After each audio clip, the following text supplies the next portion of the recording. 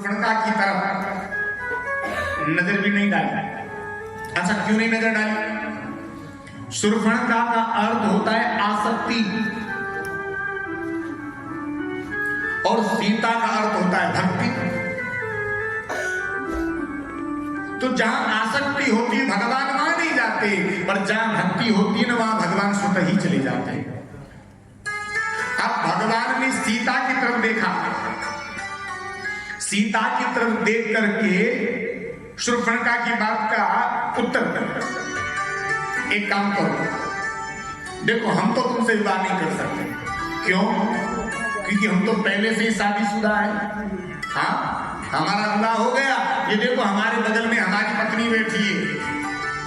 तुम एक काम करो, वो सामने जो गोरवर्ण के राजकुमार बैठे हैं ना, पांचली का, वो तुमसे विवाह कर लेंगे। और सुनो, जैसे तुम कुंवारी हो वैसे वो भी कुंवारे हैं। अब शूर्पणखा कोई कुंवारी थी, तो भगवान ने भी उसी भाषा में उत्तर दिया। भगवान ने कहा जैसे तुम कुंवारी हो वैसे वो कुंवारा है। हाँ, एक बार दो मिनट, रामू और श्याम, ये राम और श्याम जो थे में बड़ी गहरी मित्रता, बड़ी अच्छी मित्रता थी। एक बार दोनों घूमते हुए जा रहे थे। अब रामू ने कहा अरे भैया देखो, ये हलवाई भैया कितनी गर्मा गर्म, कितनी स्वादिष्ट जलेबी निकाल रहा है, और यदि जलेबी की व्यवस्था हो जाए खाने की तो आनंद आ जाए। श्याम ने कहा खाएगा कैसे? जेब में पैसे तो ही नहीं, जेब में पैसे ही नहीं, खाएगा कैसे? रामू ने कहा ये हलवाई पैसे तो तब लेगा जब जलेबी खा लेंगे, जलेबी मांगने के पैसे थोड़ी लेगा। होता तो दुकान पर जाओ, बोलो भैया 2 समोसे दे दो, अब 2 समोसे खाते उसके बाद उसको पैसा देते। तो पैसे तो ये तब मांगेगा जब खा लेंगे। बोले फिर क्या करें? तब की तब देखेंगे। अब श्याम भैया गए महाराज और राम भैया, दोनों भैया गए चल कर।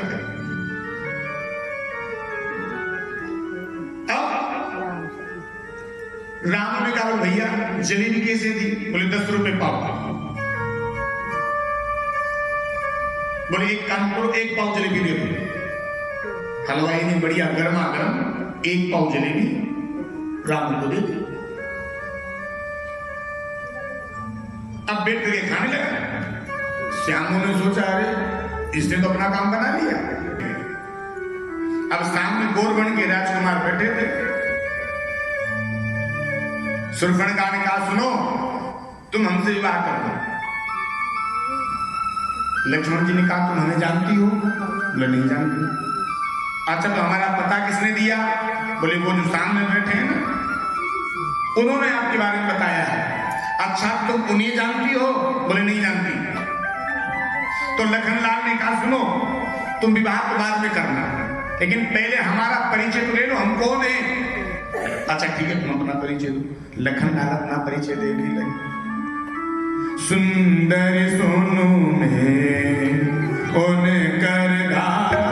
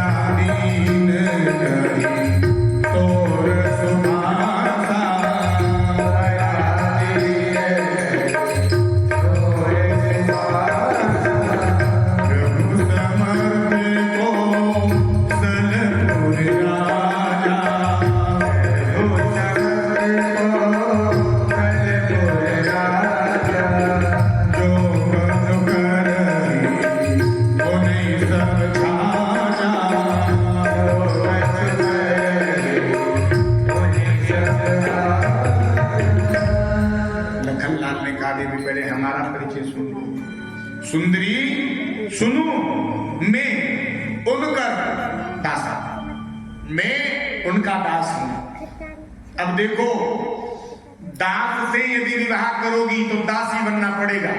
हम तो नौकर हैं, और नौकर से विवाह करोगी तो नौकरानी बनना पड़ेगा। और नौकरानी क्या करती है तुम जानती हो? झाड़ू लगाना पड़ेगा, पोछा लगाना पड़ेगा, बर्तन मांजने पड़ेंगे।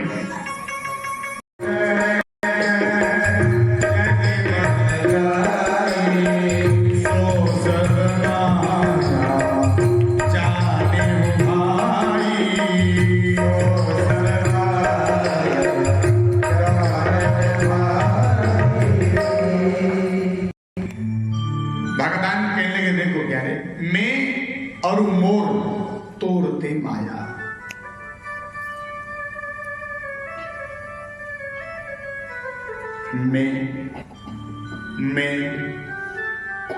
मैं ये किसने किया? काक सुंडी यानी कौवा, ये पहले इंसान ही थे, कौवा नहीं थे। इनका नाम था घुसुंडी। ब्राह्मण कुल में इनका जन्म हुआ। एक बार लोमस ऋषि इन्हें बड़े सुंदर ज्ञान का वर्णन करें, बड़ी सुंदर ज्ञान की बात बताएं और ये उनके ज्ञान का खंडन कर दें। वो ज्ञान की चर्चा करें और ये टोक दें। इनको बहुत अभिमान था। ये सदैव एक ही बात कहते थे, भरी लोचन विलो की अवदेशा तब सुनई निर्गुण उपदेशा। आंखों में जल भर करके एक ही बात कहते थे कि मैं पहले राम जी का दर्शन करूंगा, उसके बाद में उपदेश सुनूंगा। अब कौवा बनने का श्राप दे दिया मैंने। लेकिन संत हृदय नवनीत समान पिघल गए। कहने लगे देखो हमने तुम्हें श्राप दे दिया और श्राप तुम्हें लग भी गया, पर देखो तुम राम भक्त हो, तुम्हारे हृदय में राम भक्ति कूट कूट के धरी है। सच बताओ तुम्हें कोई कष्ट तो नहीं है? भुसुंडी जी कहने लगे अरे महाराज आपने हमें श्राप नहीं दिया तो, अरे बल्कि आपने तो हमें आशीर्वाद दे दिया। आशीर्वाद? हाँ, कैसे? अरे प्रभु जब क्या काम है, क्यों दर्शन करना है, जरूरी है दर्शन करना, चलो भागो। तो दर्शन होते कि नहीं होते कोई गारंटी नहीं थी, पर हाँ अब राम जी का दर्शन पक्का होगा, इस बात की पक्की गारंटी है। कैसे? राम जी का अवतार होगा, मैं कौवा बन गया, उड़ करके जाऊंगा, भगवान का दर्शन कर लूंगा, लौट करके आ जाऊंगा, मुझे कौन रोकेगा? तो आपने मुझे श्राप नहीं दिया, आपने तो मुझे आशीर्वाद दिया। ये अच्छे लोगों की नस्ल, अच्छे लोगों की पहचान है, जो बुराई में से भी अच्छाई को ढूंढ करके निकाल लेते हैं।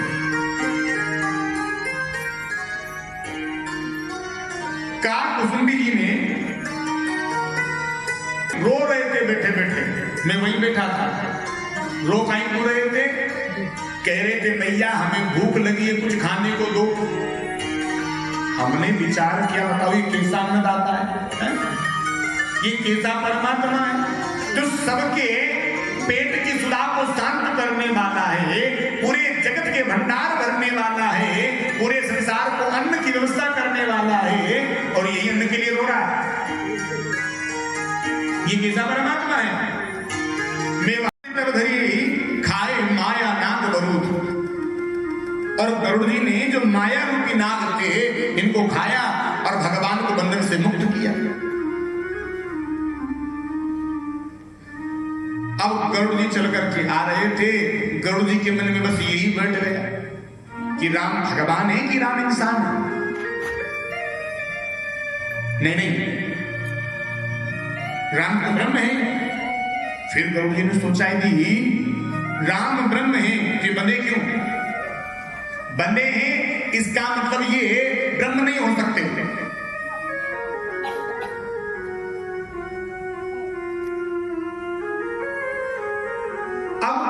गरुड़ जी के मन में यही चल रहा था, हम नहीं होते तो भगवान को कौन मुक्त करता? हम थे इसलिए भगवान मुक्त हो गए, तो भगवान को कौन बचाता? अब इनके मन में यही चल रहा था कि राम इंसान है कि राम भगवान, कौन बता? चल करके जा रहे थे, देव ऋषि नारद के पास पहुंचे। देव ऋषि नारद से कहा, अरे महात्मा तुम बताओ, तुम ही मुझे बता सकते हो क्या? बोले मेरे मन में एक संशय है। क्या संशय? बोले राम इंसान है कि राम भगवान है? देव ऋषि समझ गए कि गरुड़ जी के मन में अभिमान बैठ गया। अब देव ऋषि कहने लगे, देख भैया मेरे पास तो एक ही मुंह है, उस एक मुंह से मैं 8 या नारायण नारायण नारायण की धुन करता रहता हूं, मेरे पास समय नहीं। अब बता मैं तुझे कैसे तेरे प्रश्न का जवाब दूं? तुम एक काम करो, मेरे पिता के पास जाओ। कौन? ब्रह्मा जी। उनके 4 मुख हैं, वो तुम्हें जरूर जवाब देंगे, जरूर तुम्हारे मन के संशय को दूर करेंगे। चल करके चले महाराज ब्रह्मा जी के पास पहुंचे। गरुड़ जी ब्रह्मा जी को प्रणाम किया और कहा, ब्रह्मा जी आप बताओ कि राम ब्रह्म है या राम इंसान है? ब्रह्मा जी ने कहा, भैया मैं बता तो जरूर देता तुम्हें, लेकिन क्या करूं, मेरे तो 4 मुख हैं और चारों मुखों से मैं वेदों का गान करता रहता हूं, एक भी मुख खाली नहीं है मेरा। अब बता कैसे बताऊं? तुम एक काम करो, शंकर जी के पास जाओ। शंकर जी राम भक्त हैं, वो तुम्हें जरूर बता देंगे कि राम इंसान है कि राम भगवान है। अब चले गरुड़ जी। अब गरुड़ जी सोचते जा रहे, बताओ एक मुंह वाला तो मेरे प्रश्न का जवाब ही नहीं दे पाया, क्योंकि एक मुख वाले ने कहा भेजा चतुरानंद के पास, ब्रह्मा जी के पास, और ब्रह्मा जी ने भेज दिया पंचानन के पास। हाँ हमारा प्रश्न तो छोटा मोटा है। नारद जी खड़े नहीं रह पाए सामने। ब्रह्मा क्या बात करना, ब्रह्मा की ब्रह्मा खड़ा तक नहीं रह पाया सामने। साधारण प्रश्न नहीं है हमारा, अब और अभिमान हो गया हमारा। चल करके शंकर जी के पास पहुंचे, लेकिन शंकर जी मार्ग में मिल गए, रास्ते में प्रणाम किया। प्रभु आप तो राम भक्त हैं, 8 याम राम धुन में लगे रहते हैं, अब आप ही बताओ राम इंसान है कि राम भगवान है?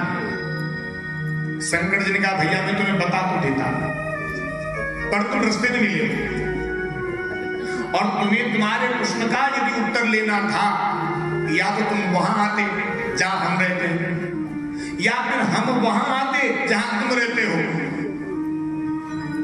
तो भैया हम तुम्हें कैसे तुम्हारे प्रश्न का उत्तर दें? अब शंकर जी ने सोचा कि मैंने इसे इसके प्रश्न का उत्तर दे दिया तो पूरे जग में ढोल पीटेगा। ये क्या ढोल पीटेगा? अरे नारद तो मेरे प्रश्न का उत्तर ही नहीं दे पाया, ब्रह्मा जी मुझसे बात भी नहीं कर पाए, अरे वो तो बड़ी मुश्किल से जाकर के कहीं भोलेनाथ मुझे संतुष्ट कर पाए। यदि मैंने इसे इसके प्रश्न का उत्तर दे दिया तो पूरे जगत में ये ढिंडोरा पीटेगा। तो ये पूरे जग में ढिंडोरा पीटे, इससे बढ़िया इसे ऐसे के पास भेज दो कि किसी से कुछ कहने के लायक ही न बचे। शंकर जी ने कहा, एक काम करो, वो सामने नीलगिरी पर्वत दिख रहा है ना, वहां चले जाओ, वहां तुम्हें काकभुजुंडी जी मिलेंगे और वो तुम्हें तुम्हारे प्रश्न का उत्तर दे देंगे।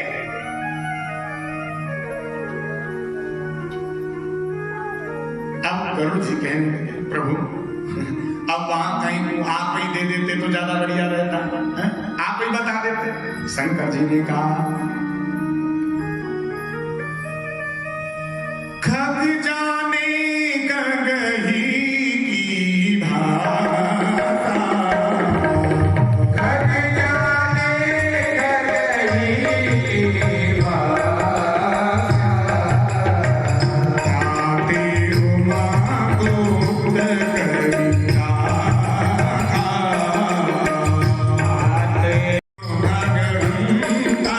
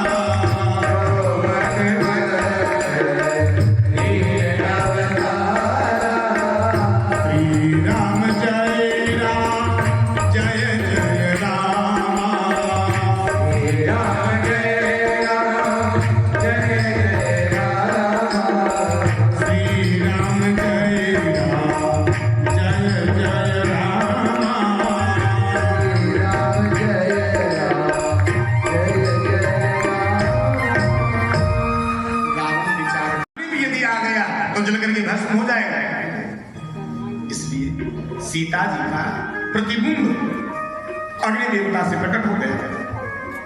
और इधर रावण चल करके कहां गया? मारीच के पास गया और मारीच से कहा, मारीच तुम मेरे सहायक बन जाओ।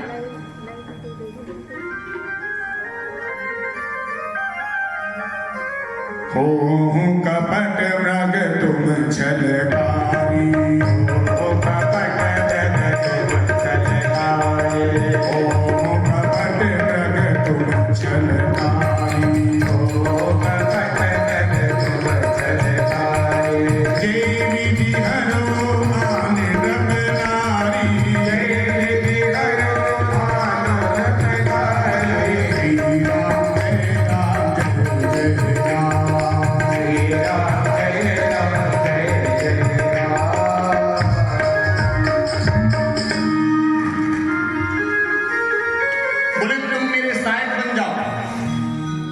क्या सहायक बनना है? हे मामा तुम मृग बन जा, और मैं सांप बन करके आता हूं। तो राम ऐसा मारा जो सीधा लंका में ला करके पटक दिया। मारीच ने रावण को बहुत समझाया। जिस दिन से रावण राम का बाण मुझे लगा है ना, उस दिन से मुझे सर्वत्र राम ही राम दिखता है। रावण के लगा, अच्छा हमें उपदेश दे रहे हो, हमारे स्वभाव के विषय में नहीं जानते। विनम्रता पूर्वक हमारे आदेश की पालना करो, अन्यथा जीवित नहीं छोड़ेंगे। मारीच समझ गया जी मैं नहीं जाऊंगा, जो दुष्ट मुझे जीवित छोड़ने वाला नहीं।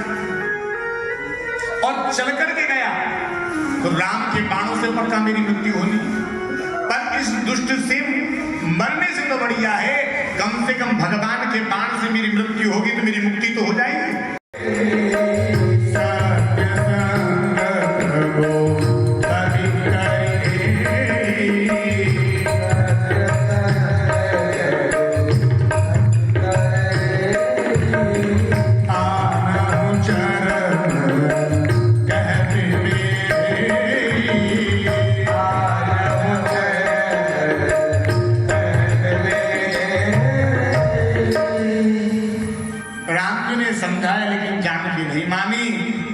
विचार किया इसकी इतनी इच्छा है तो ठीक है चलो चल रहे। राम जी जाने लगे।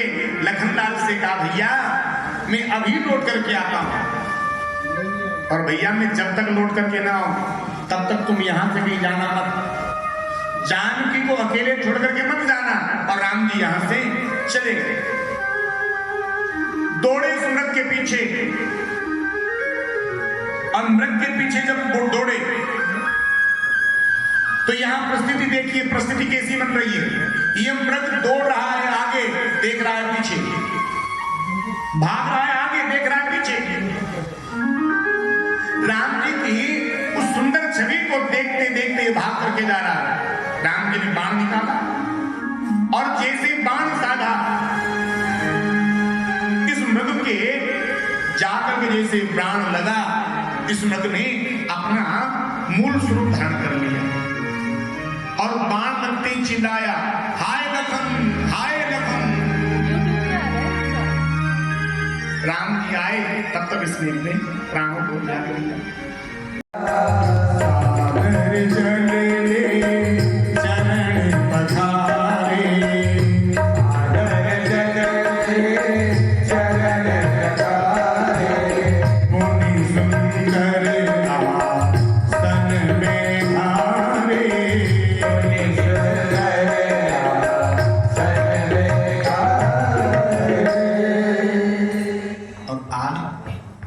जैसे मार्ग में फूल बिछाती की सबरी जा रही थी, सामने से देखा दो राजकुमार चल करके आ गए।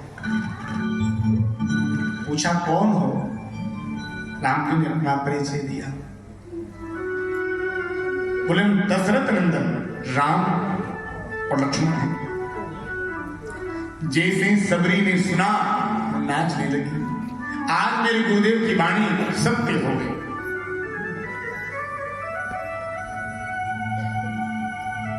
लेकर के अपनी कुटिया पर आई, भगवान के चरण पखारे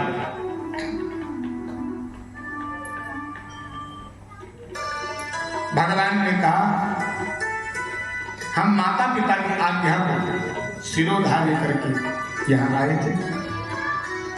यहां किसी निशाचर ने हमारी पत्नी जानकी का हरण कर लिया है। तुम हमारी कोई मदद कर सकती हो तो बताओ। सबरी ने कहा प्रभु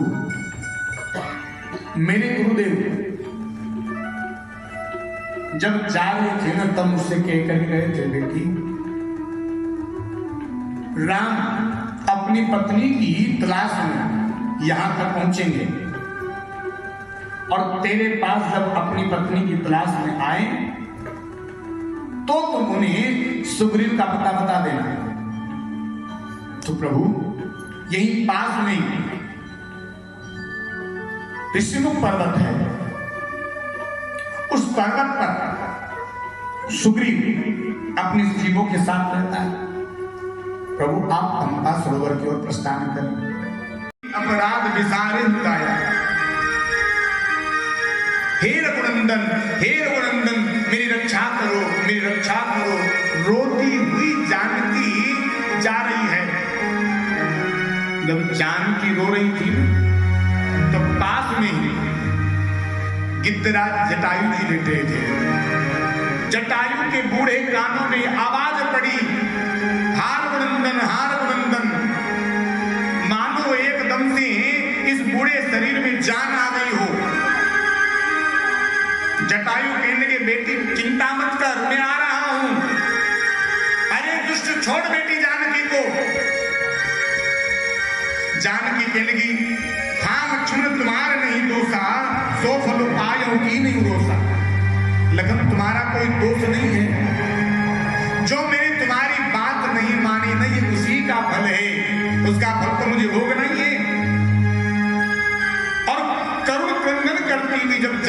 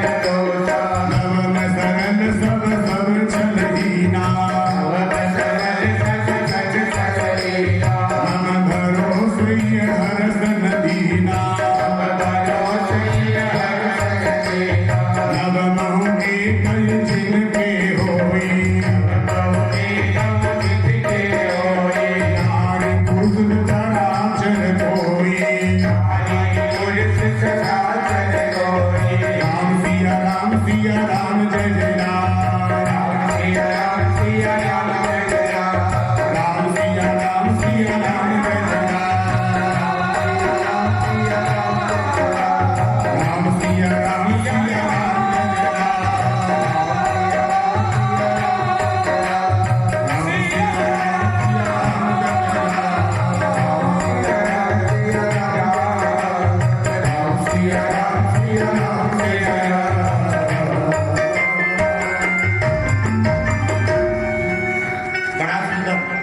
भगवान ने नर्मदा भक्ति का उपदेश दिया। सचिव सहित सुग्रीवा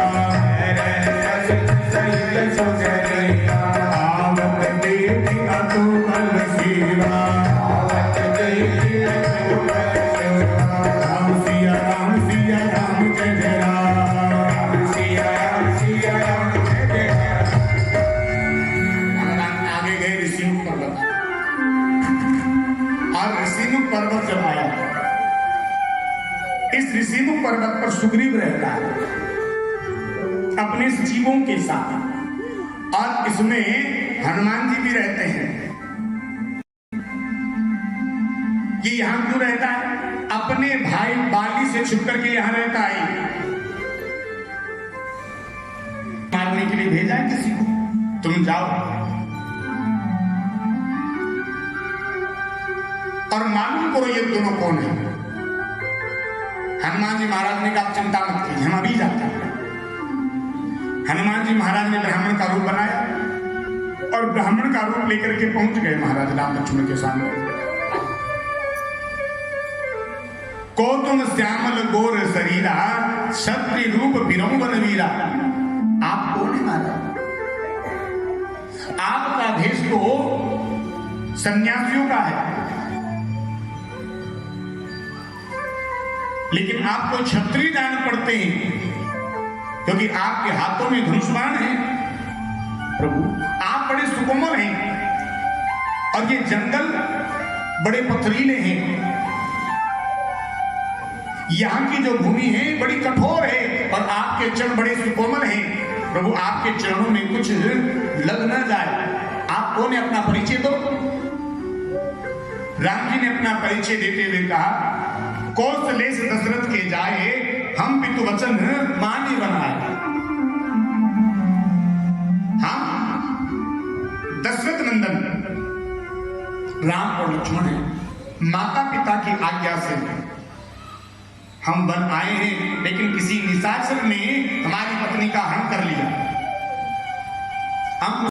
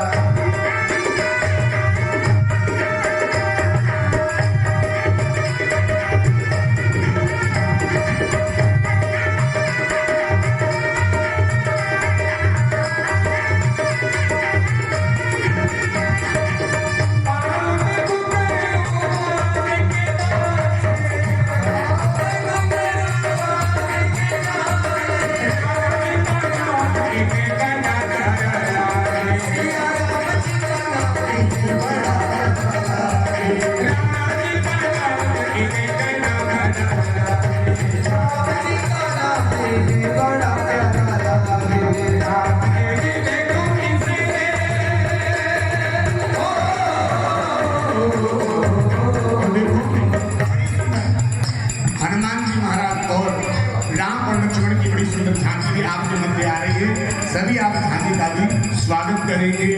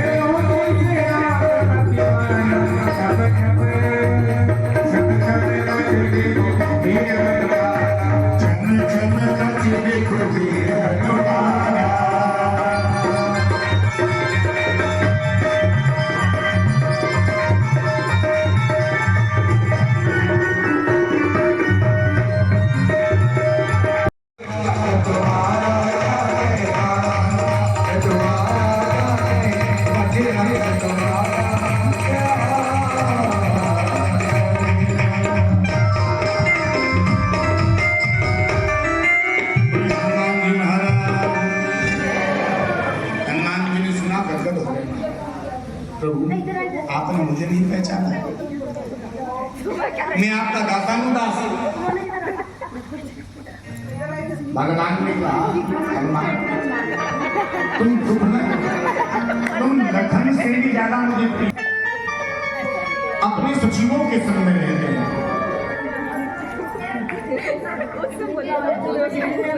लखन लाल ने कहा इतने ऊपर हम कैसे पहुंचेंगे, चिंता मत करो, बैठो मेरी पीठ पर। हनुमान जी महाराज ने राम और लक्ष्मण को अपनी पीठ पर बिठा एक छलांग लगाई, सीधे महाराज पर्वत की चोटी पर पहुंच गए। जाकर सुग्रीव से परिचय कराया। कहा महाराज ये रघुवंश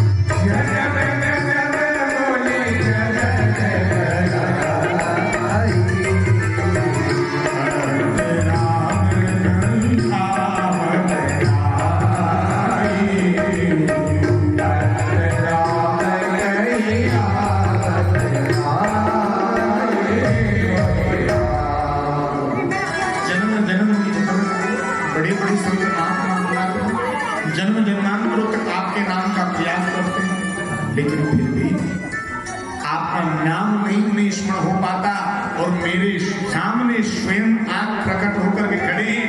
ऐसी सुंदर मृत्यु को और कौन छोड़ना चाहेगा? प्रभु बस आप एक उपकार मेरे ऊपर कर दीजिए, मेरा बेटा है अंगद, उसे आप अपनी सेवा में रख लीजिए। बाली ने अंगद का हाथ पकड़ा और राम जी के हाथ में हाथ दिया। बाली ने अपने प्राण छोड़ दिए। बाली की पत्नी तारा रोने लगी। भगवान ने आत्मोपदेश दिया।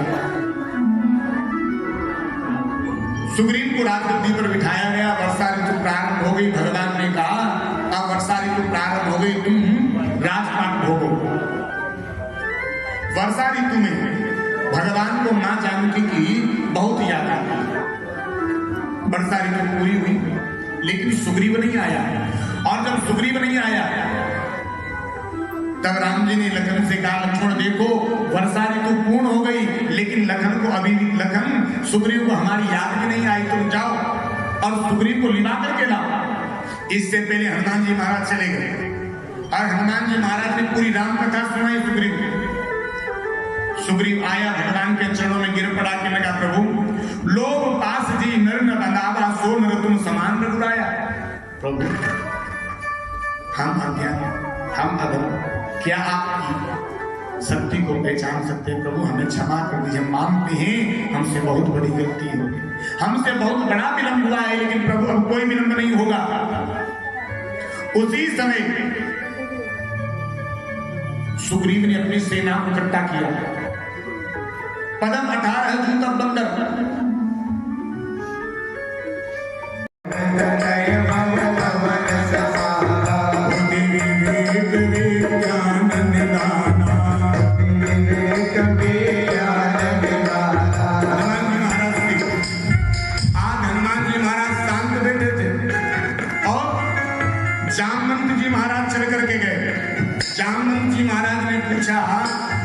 जी आप क्यों शांत बैठे हो? आपको शांत बैठना ही नहीं चाहिए।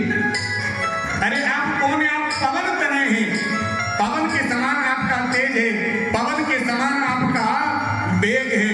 और हनुमान जी महाराज राम सिया राम जय जय राम, सिया राम जय जय राम, राम सिया राम जय जय राम, सिया राम जय जय राम, राम सिया राम जय जय राम, सिया राम जय जय राम। हनुमान जी महाराज कीर्तन में मस्त हैं। जामवंत जी महाराज कहने लगे हनुमान जी ये कीर्तन का समय है, ये अवसर तुम्हें मिला है, कीर्तन करने के लिए मिला है। कवन सुकाज कठिन जग माही, कवन सुकाज कठिन जग माही, जो नहीं होय तात तुम माही, जामवंत जी महाराज ने कहा अरे हनुमान जी ऐसा कौन सा दुनिया का काम है जिसे आप नहीं कर सकते? आप सब कुछ कर सकते हैं। और हनुमान जी महाराज राम सिया राम जय जय राम, सिया राम जय जय राम, राम सिया राम जय जय राम, सिया राम जय जय राम। हनुमान जी महाराज ने कहा हनुमान जी तुम जाओगे ना पर सिया जी की सुध लेकर के आओगे? हनुमान जी महाराज शांत बैठे, क्योंकि हनुमान जी महाराज अपने बल को भूल गए हैं। हनुमान जी को श्राप लगा है जब तक इन्हें कोई याद नहीं दिलाएगा तब तक इन्हें इनके बल के किसी में याद नहीं आएगा। आज जामवंत जी महाराज ने कहा हनुमान जी तुम्हारा तो अवतार ही राम काज के लिए हुआ है। राम काज लगे तब अवतारा, राम काज लगे तब अवतारा, राम काज तब लगे अवतारा, सुन कई भयो पर्वतारा, कनक बरन तेज विराजा, मानव अपर गिरिन कर राजा,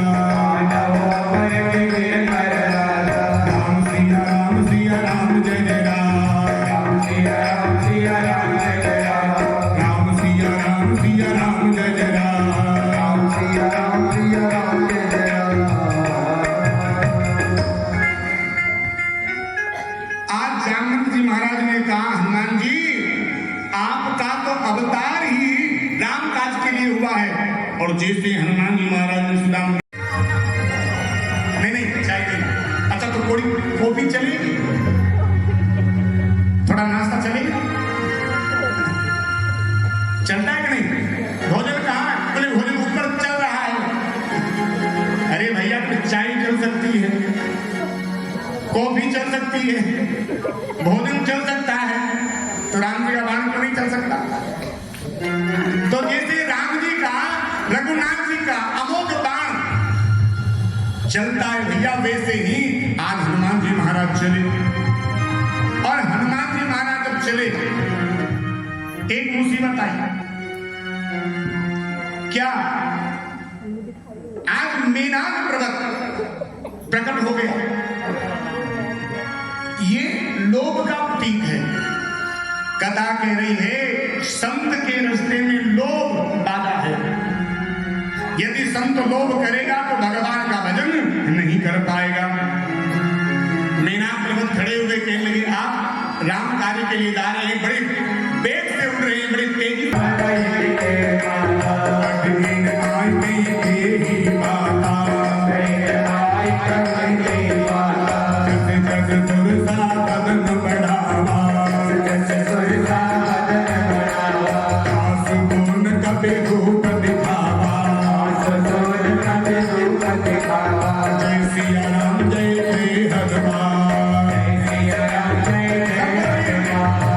सिया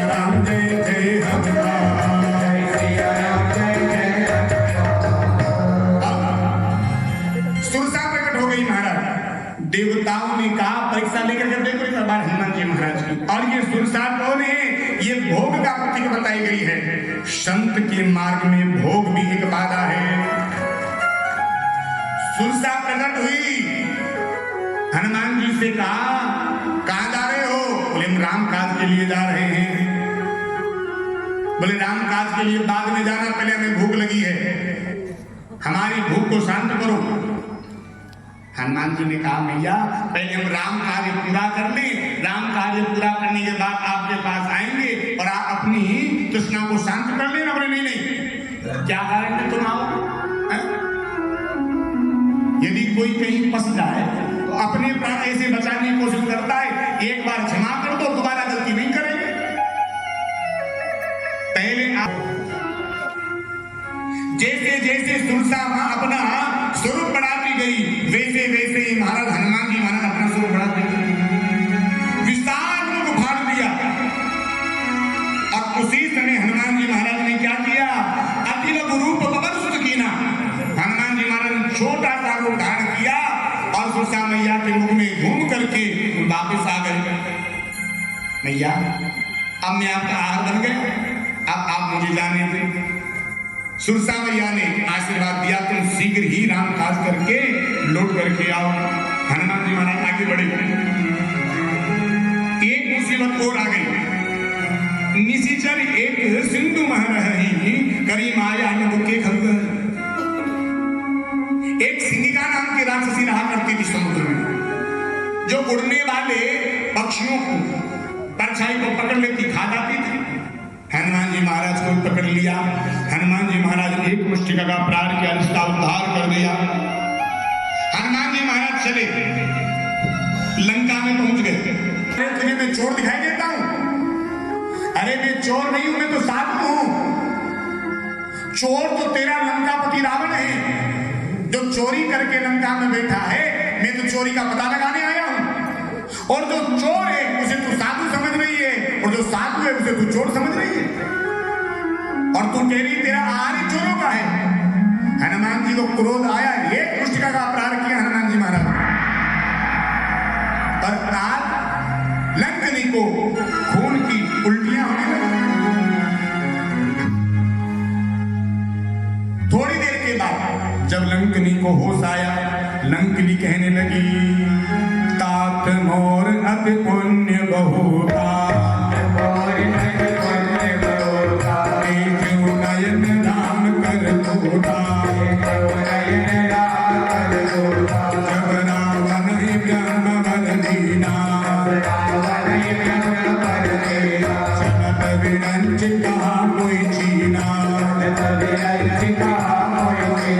विकल होते कवि के मारे, अब जान सुनित चर संघारे, राम सिया राम जय जय राम, राम सिया राम जय जय राम, राम सिया राम जय जय राम, राम सिया राम जय जय राम। लंकनी को हो गया। लंकनी कहने लगी मुझे अब ज्ञान हो गया। हनुमान जी ने कहा वाह, एक मुष्टिका पड़ी और एक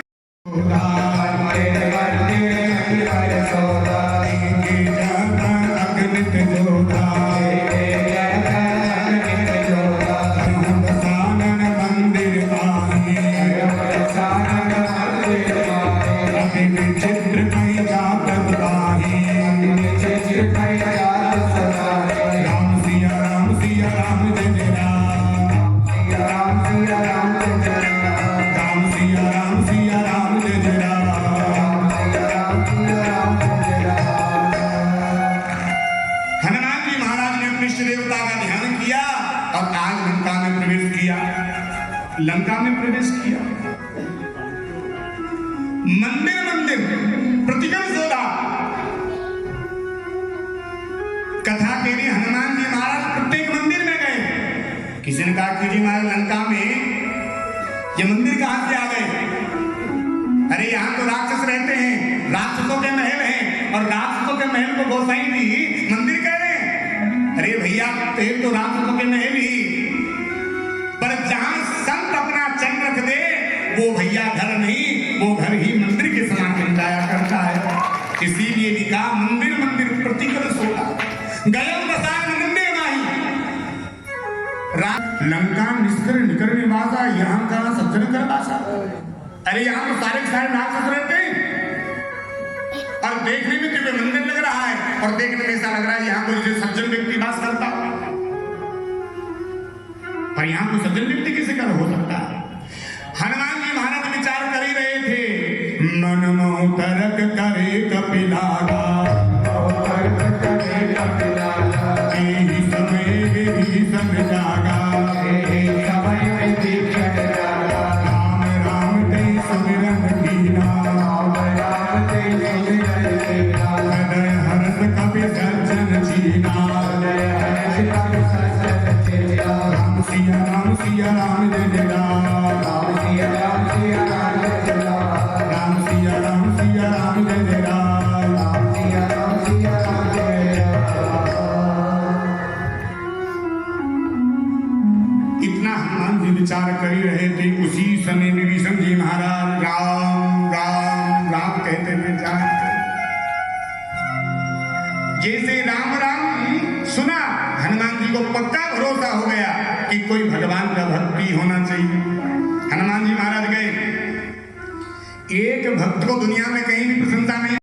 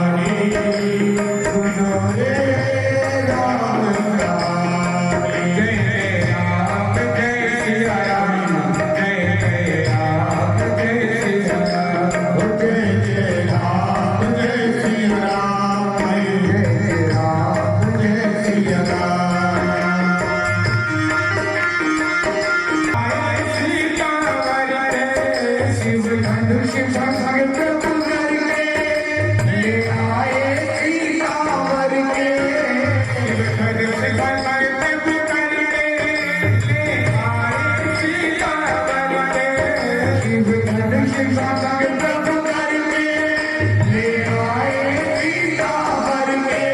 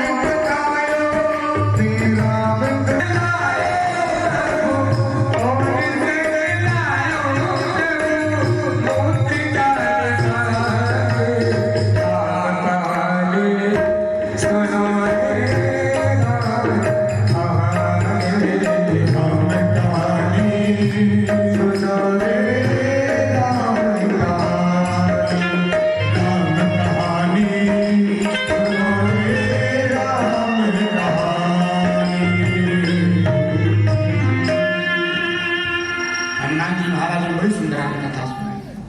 आप हनुमान जी कहने लगे मैया रामदूत मैं मां को जानती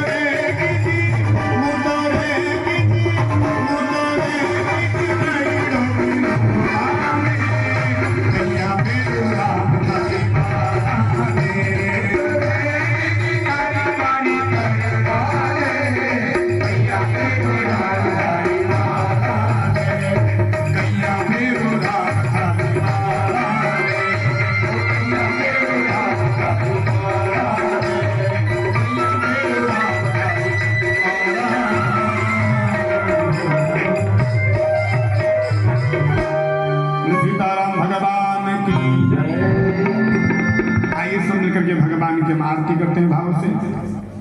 ओम चंद्रमा मनसो जात चक्षो सूर्यो अजायत रुद्राद्वायुष प्राणश मुखाधिर्जायत। हे राजा राम तोरी आरती उतारो, हे राजा राम तोरी आरती उतारो, हे राजा राम तोरी आरती उतारो, हे राजा राम तोरी आरती उतारो।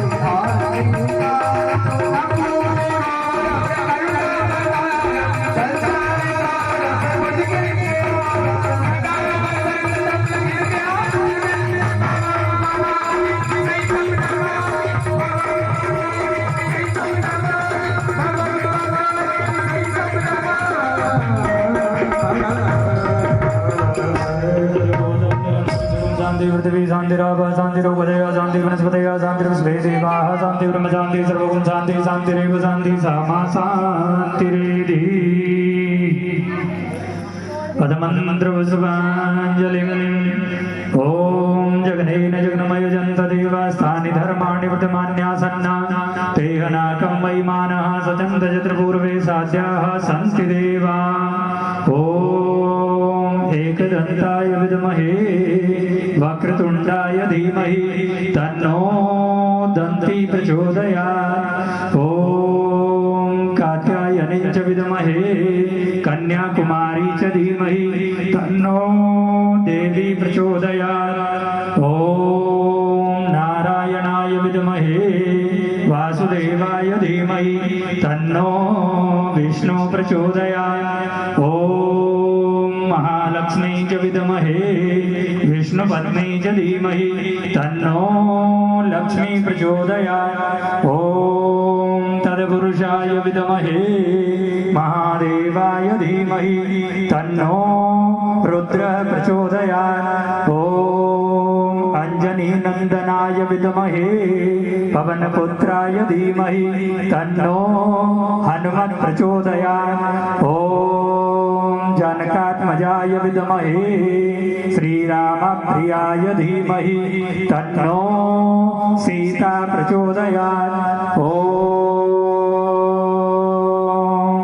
दशरथनन्दनाय विद्महे सीताबलाय धीमहि तन्नो श्रीराम प्रचोदयात् नानासुगन्धपुष्पाणि यथा कालोद्भवानि च पुष्पाञ्जलिर्मया दत्त गृहाणं परमेश्वर सुमन सुगन्धित सुमनयुत सुमन सुगन्धि सुजान पुष्पांजलि अर्पण करूं मेरे नाथ करो स्वीकार वेदोक्त मंत्र पुष्पांजलि समर्पयामि।